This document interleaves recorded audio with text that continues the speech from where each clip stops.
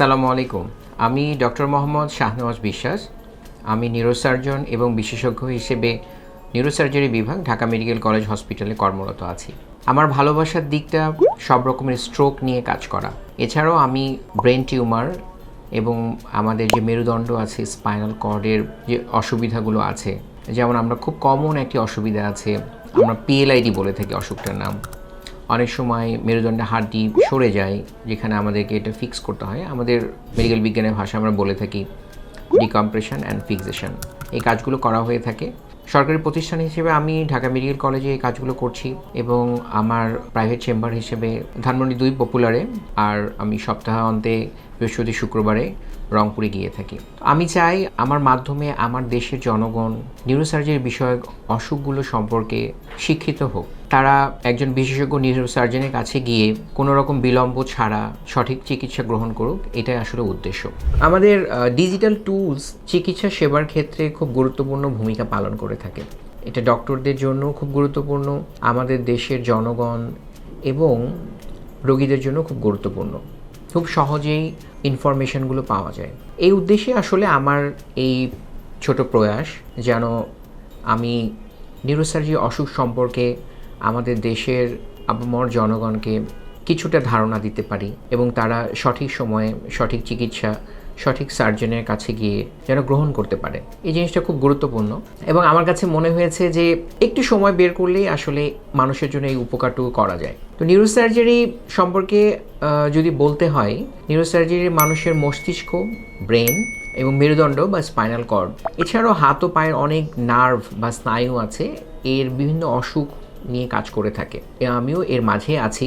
বেশিরভাগ ক্ষেত্রে আমার ভালোবাসার জায়গাটুকু হচ্ছে স্ট্রোক নিয়ে কাজ করা। বিভিন্ন রকম আমাদের ব্রেনে 5 রকমের স্ট্রোক হয়ে থাকে। বলা হয়ে থাকে যে পুরো দুনিয়ায় স্ট্রোকের কারণে সবচেয়ে বেশি মানুষ মরবিডিটিতে ভুগে থাকে, মানে নিজে কাজ করতে পারে না এবং অন্যের উপর ডিপেন্ডেন্ট হয়ে যায়। এরকম 1 নম্বর অসুখ হচ্ছে স্ট্রোক। তার মানে আমরা যদি সঠিক সময়ে এর চিকিৎসাটা নিতে পারি, তাহলে দেখা যাবে যে অনেকগুলো রোগীর প্রাণও বেঁচে যাবে এবং তার যে কর্মক্ষমতা চলে যায়, সেখান থেকেও আমরা নিজেদেরকে রক্ষা করতে পারবো। এছাড়া ব্রেন টিউমার, আমাদের দেশে কিন্তু অনেক রোগী ব্রেন টিউমারে আক্রান্ত এবং যখন ওনারা চিকিৎসা গ্রহণ করেন, তখন দেখা যায় যে অনেক সময় অতিবাহিত হয়ে গিয়েছে। সেটা যদি আগেই ডায়াগনোসিস করা যেত, তাহলে হয়তো সঠিক চিকিৎসাটা সঠিক সময়ে দেওয়া যেত। আমাদের ব্রেনে পাশাপাশি মেরুদণ্ডে বা স্পাইনাল কর্ডে অনেক অসুখ হয়ে থাকে। এর মধ্যে পিএলআইডি একটা অসুখ, খুবই কমন। কোমর ব্যথা দিয়ে যার সূচনা হয় এবং আস্তে আস্তে দেখা যায় যে পায়ে দুর্বলতা চলে আসে, প্রস্রাব পায়খানার সমস্যা হয়ে যায়। এছাড়াও অনেক সময় দেখা যায় যে বয়সের সাথে সাথে আমাদের মেরুদণ্ডের হাড্ডিগুলো ক্ষয়ে যায় এবং হাড্ডিগুলোর যে অ্যালাইনমেন্টে থাকার কথা, অ্যালাইনমেন্টগুলো নষ্ট হয়ে যায়, আমরা লিসেসিস বলি। সেক্ষেত্রে দেখা যায় আমাদেরকে এটা ফিক্স করে ফেলতে হয়।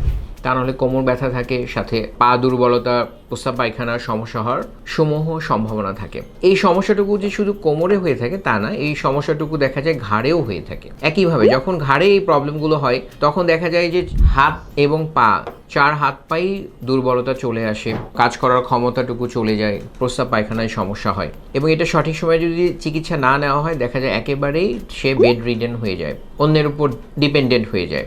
আর আমরা তো জানি যে বাংলাদেশে প্রচুর অ্যাক্সিডেন্ট হয়। এই অ্যাক্সিডেন্টের কারণে হেড ইনজুরি হচ্ছে, স্পাইনাল কর্ড ইনজুরি হচ্ছে এবং এটা সঠিক সময়ে চিকিৎসা যদি আমরা না নিয়ে থাকি, তাহলে কিন্তু আসলে একটা মানুষের জীবন চলে যায়, অথবা সে যদি বেঁচেও থাকে তাহলে একদম মরবিড কন্ডিশনে বেঁচে থাকে, যার কারণে দেখা যায় তার পরিবার থেকে শুরু করে সমাজ, দেশ সবারই আর্থিক ক্ষতি হয়ে থাকে।